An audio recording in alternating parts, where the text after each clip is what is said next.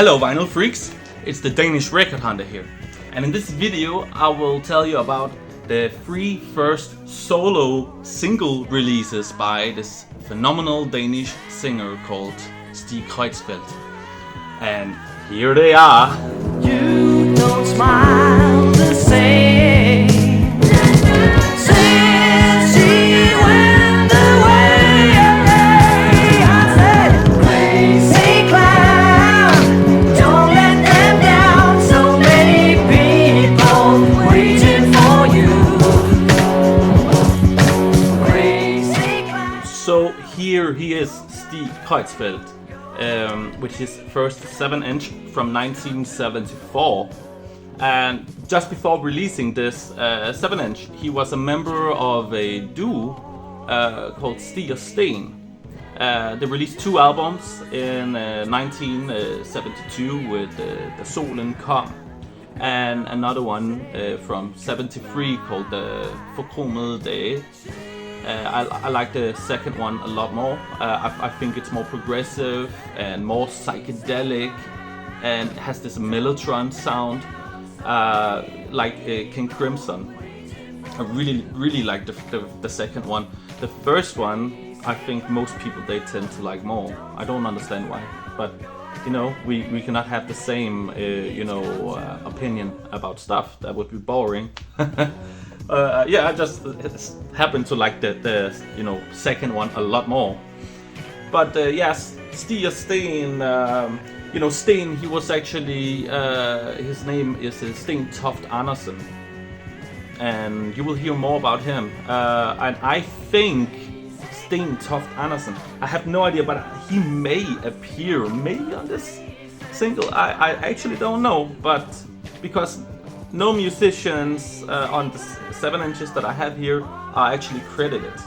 But we will get more into that because suddenly after the second album, Stig Kreutzfeldt, he released the 7-inch. And yeah, the musicians on here, you don't know who they are, if they're just session musicians. But I think there may be like a chance that Sten Toft Andersen, he appears on one of the songs.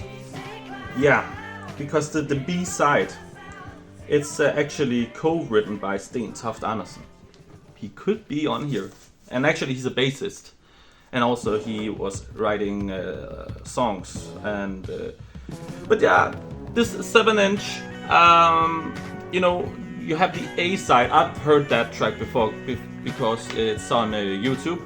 And it sounds, it's actually what drew me to getting those singles, because it's a kind of a harder glam rock track. It's quite awesome actually. I love the drumming on it, but it shows that maybe the record company, it's like Sonet here, it's a Danish record company. Maybe they try to push him into like kind of a Teenybopper glam territory on that one, and but it's a cool song, and the one you heard in the intro of the video as well. Like the B-side, "Living Was for Me and You," which was co-written by Sten Toft Andersen. Now that one, it's a ballad, and there you can hear what Stig Kreutzfeldt he did the best. What a soulful, passionate singer. I really think, he was one of the best. Simply, one of the best singers that we had. Stig Kreutzfeldt, he did some more things, because he actually became a member of the Ache album here. It's pictures from Cyclist 7. And he's singing lead vocals on this album.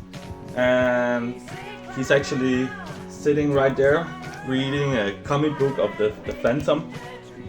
And he actually became a member of this band with Sten Toft Andersen. So they both, from Stig Steen, the duo, they came and they appeared on this album. A very good one. I think that when Ache, they had their comeback in the late 70s with this album, and the follow-up, Blå Som Altid, I think that's the best work they ever did. I think most of the fans, they like the first 2 albums from the early 70s, but I like what they did on those later albums a lot more. But anyway, before we get to the second single, let's listen to a sample of the B-side, which is a ballad called Living Was For Me and You. Always on the losing side, I'm still alive, some kind of hero, but my feet are sore and my nerves are broken down. Will I cry a lonely lifetime, being ruined in this war? I can't take it anymore. Living was for me, living was for me and you. Living was for me, living was for me. Then we have the second single, and I had literally no expectations for this whatsoever, what this featured, because I bought the 3 singles together, and I knew the A side of the first single, which is kind of like a hard glam track, so I didn't know exactly what I was gonna be listening to on this one. But I was actually surprised, because I had an idea, maybe this is just gonna be like a pop music. But then I listened to it the first time, and the A side, which is called Daddy's Dance Hall, that opens with some like very aggressive guitar, you know, it's just like a butchering guitar sound. I was just like, what? But then it turns out to be like still a kind of a catchy kind of, you know, commercial boogie rock song, kind of glam rock. It's a great fun track, I think, but without being outstanding or something like that. But the intro of the song and that guitar, and that's the other thing, you know, I have no idea who plays on this 7-inch. Who are the musicians? Maybe I should ask some, you know, Stig Kreutzfeldt.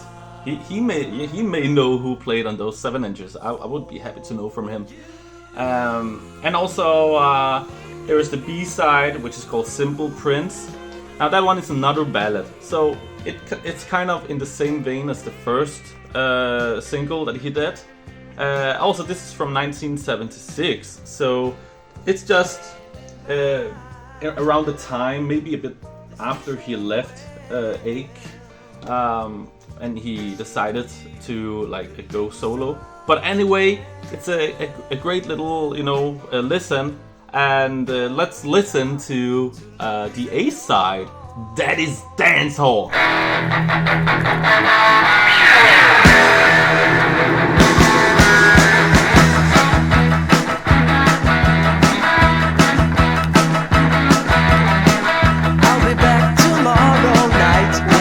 Shining in the sky, a pretty honey by my side, with a naughty look in her eye. Dad and Mama sleeping, they won't hear me creeping out. They'll never know, haven't slept the wink all night, all night, all night, all night. And then we've come to the third solo single release that he did. And this one is the one I like the least. There's no rocker on this one. It's pretty much like a ballad on both sides. Of course, you know, Stig Kreutzfeldt, he sings them very well. But yeah, what can I say about this? It has actually the sound man, is it the sound technician from ABBA, who is called Michael B. Tretow or something like that. And he produced this 7-inch. And also it has the A side here, I Have to Dance. It's composed by the Olsen brothers. And They actually won the Eurovision back in 2000. They composed that song, I Had to Dance. So let's listen to that one.